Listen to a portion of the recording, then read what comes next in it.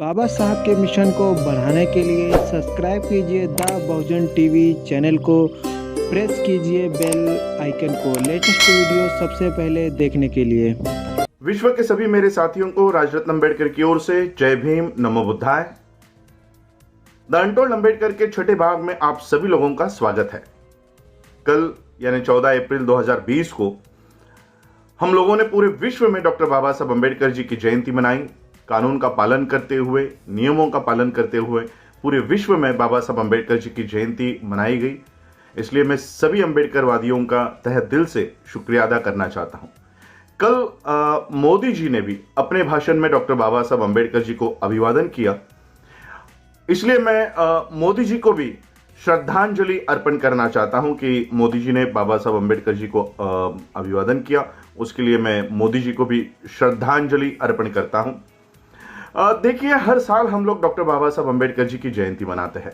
मैं उदाहरण के तौर पर महाराष्ट्र की बात आपको बताना चाहता हूं। महाराष्ट्र में 36 जिले हैं, 36 डिस्ट्रिक्ट्स हैं। हर डिस्ट्रिक्ट में डॉक्टर बाबा साहब अम्बेडकर जी की जयंती हर साल बड़े ही उत्साह के साथ मनाई जाती है। सोलापुर, नांदेड़, यहाँ ठाणे, मुंबई और कई सारे ऐसे भुसावल, जलगांव, ऐसे कई सारे डिस्ट्रिक्ट्स हैं जहां पर न्यूनतम मिनिमम 2 से 5 करोड़ का खर्चा एक जिले का बाबा साहब अम्बेडकर जी की जयंती का होता है। पूरे महाराष्ट्र का अगर आंकड़ा लिया जाए, 2 करोड़ भी हम लोग एक जिले की जयंती का फंड या रकम पकड़ते हैं, तब भी 36 जिलों से अगर हम लोग मल्टीप्लाई करते हैं तो 70 से 72 करोड़ का खर्चा सिर्फ महाराष्ट्र में डॉक्टर बाबा साहब अम्बेडकर जी के जयंती पे होता है। और वो डीजे, ढोल, ताशे, फटाके, आकाश में वो सारे फटाकों का बहुत बड़ा जश्न मनाया जाता है 13 अप्रैल के रात से। तो एक स्टेट में, पूरे भारत के एक स्टेट में 70 करोड़ का खर्चा होता है। पूरे भारत में ये पूरा आंकड़ा अगर एवरेज पकड़ा जाए तो 500 करोड़ से भी ऊपर जाएगा। मैं सिर्फ मिनिमम कुछ स्टेट्स को इसमें नहीं पकड़ रहा हूं, तो फिर भी हम लोग 500 से 800 करोड़ का खर्चा सिर्फ भारत में करते हैं। और पूरे विश्व में यह आंकड़ा 1500 करोड़ का जाता है। यानी बाबा साहब अम्बेडकर जी की एक साल की जयंती का खर्चा पूरे विश्व का मिनिमम, न्यूनतम ये 1500 करोड़ का खर्चा हम लोग बाबा साहब अम्बेडकर जी के जयंती पे करते हैं। और करना भी चाहिए। 1500 नहीं, 15,000 करोड़ का भी खर्चा अगर करने की नौबत आती है तो वो भी करनी चाहिए। लेकिन किसने करनी चाहिए? चलिए जानते हैं बाबा साहब अम्बेडकर जी के लिखे हुए उस भाषण के दायरे से कि बाबा साहब अम्बेडकर जी की जयंती कैसे मनानी चाहिए। खुद बाबा साहब अम्बेडकर जी के इस स्पीच से।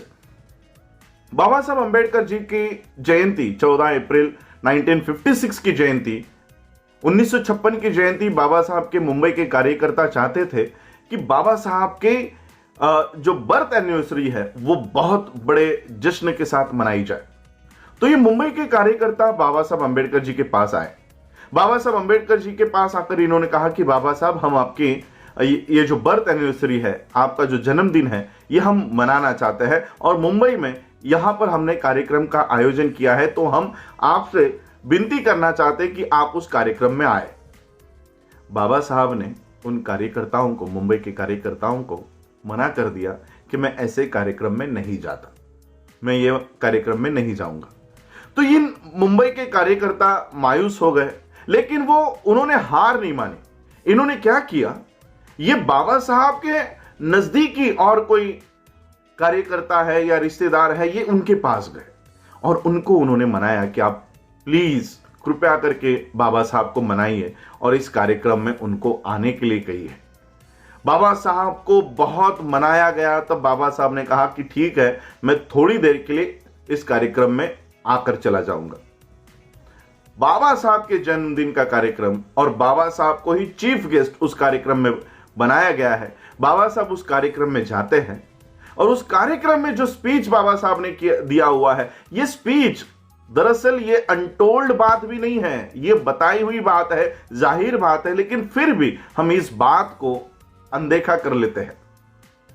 बाबा साहब अपने स्पीच के लिए खड़े हुए और बाबा साहब ने अपने स्पीच में कहा कि मेरा जय जयकार करने के बजाय मेरा जो अधूरा रहा हुआ जो काम है उसको पूरा करो। और कैसे पूरा करो? उस काम को पूरा करने के लिए अपनी जान की बाजी लगा दो। बाबा साहब ने उस स्पीच में हम लोगों को कहा कि मेरा जय जयकार करने के बजाय मेरा अधूरा रहा हुआ काम पूरा करो। पूरे विश्व में आज बाबा साहब की जयंती हम लोग मनाते हैं। 1500 करोड़ में यह आंकड़ा इसलिए आपको बताना चाहता था कि 1500 करोड़ एक साल में हम बाबा साहब की जयंती के लिए मनाते हैं, लेकिन उसी बाबा साहब अंबेडकर जी की व्यवस्था को हम आज तक खड़े नहीं कर पाए। हमारे पास भारत में बाबा साहब अंबेडकर जी का ये सारी स्पीचेस, राइटिंग्स बताने वाली कोई यूनिवर्सिटी हमारे पास नहीं है। हमारी बातें बताने के लिए हमारे पास आज कोई मीडिया नहीं है, हमारे स्कूल्स नहीं है, हमारे पास हमारे हॉस्पिटल्स नहीं है। 1500 नहीं, 15,000 करोड़ रुपए भी अगर बाबा साहब अंबेडकर जी की जयंती मनाने के लिए अगर लगते हैं तो 15,000 करोड़ रुपए भी लगाकर हमको बाबा साहब की जयंती मनानी चाहिए। लेकिन किसने मनानी चाहिए? जो बाबा साहब के अधूरे रहे हुए काम को पूरा करने की जो कोशिश करता है, उसने बाबा साहब की जयंती मनानी चाहिए। वरना हमारे यहां पर जयंती मनाते हैं, शराब पीकर डीजे में नाचते हैं, ऐसे लोग भी बाबा साहब की जय जयकार करते हैं। दूसरे दिन गणेश के चरणों में जाते हैं, ब्रह्मा के चरणों में जाते हैं, ऐसे लोग भी बाबा साहब की जयंती मनाते हैं। ब्राह्मणों को घर में बुलाकर उनसे होम हवन करवाते हैं, ऐसे लोग भी बाबा साहब की जयंती मनाते हैं। क्या इन लोगों को बाबा साहब की जयंती मनाने का अधिकार है? ऐसे लोगों को डीजे लगाकर, ढोल ताशे बजवाकर नाचने का अधिकार है? और इसलिए मैं ये बात आज आप लोगों के सामने रख रहा हूं कि बाबा साहब ने अपने जयंती के लिए, अपने जन्मदिन के लिए खुद कहा कि मेरा जय जयकार करने के बजाय मेरा अधूरा रहा हुआ काम पूरा करो और उसको पूरा करते समय अपनी जान की बाजी लगा दो। और इसलिए 1200 1500 करोड़ नहीं, 15,000 करोड़ रुपए भी अगर बाबा साहब की जयंती मनाने के लिए लगता है तो हम वो देने के लिए, वो खर्च करने के लिए तैयार है। लेकिन दूसरे दिन से बाबा साहब के अधूरे रहे हुए काम करने के लिए जो तैयार है, ऐसे ही लोगों ने बाबा साहब की जयंती मनानी चाहिए। ये राइटिंग एंड स्पीचेस के 18वें खंड के तीसरे भाग में से ये पूरा स्पीच वहां पर लिखा हुआ है। और यही बात मैं आज आप लोगों को बताने के लिए अनटोल्ड अंबेडकर में मैंने ये टॉपिक चुना। आप लोगों ने मुझे सुना, उसके लिए आभार, धन्यवाद। जय भीम, जय भारत, जय बुद्ध।